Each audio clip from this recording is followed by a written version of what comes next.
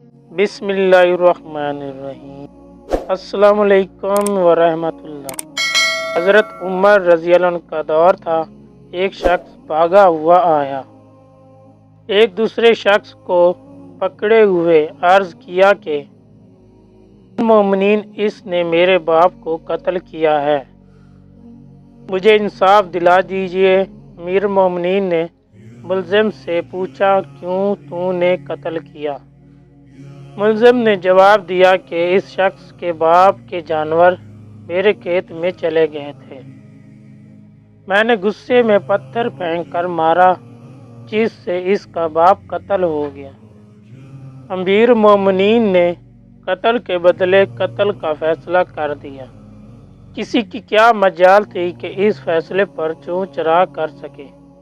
ملزم نے کہا، امیر المومنین، میرے گھر والے سب ایک صحرا میں رہتے ہیں، آپ اجازت دیجئے میں ان سے مل کر آ جاؤں۔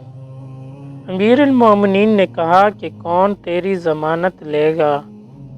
تو لوٹ کر آ ہی جائے گا۔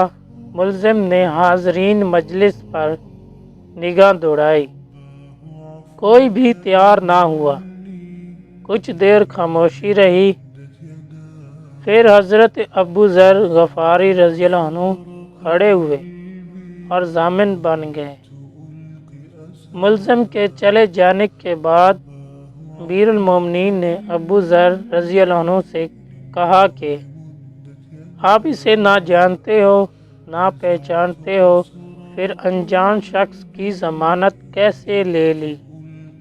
ابو ذر رضی اللہ عنہ نے جواب دیا، اس شخص کی پیشانی پر ایمان کی چمک نظر آ رہی تھی۔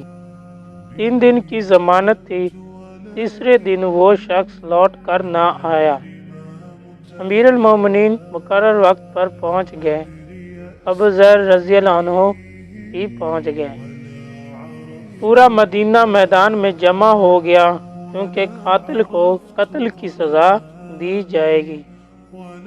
دوسری طرف صحابہ کرام میں رنج و غم بھی تھا، کیونکہ قاتل ابھی تک نہ آیا تھا۔ ادھر مقتول کا وارث سزا دلوانے پر اڑا ہوا تھا۔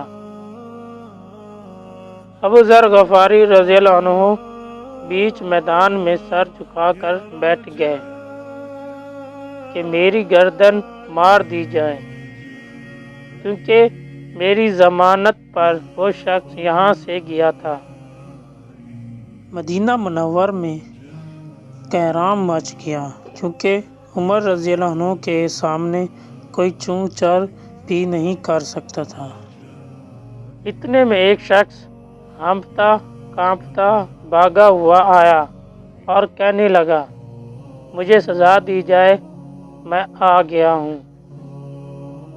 لوگوں نے دیکھ کر یہ شخص وہی ہے جس کی ابو ذر رضی اللہ عنہ نے ضمانت لی تھی۔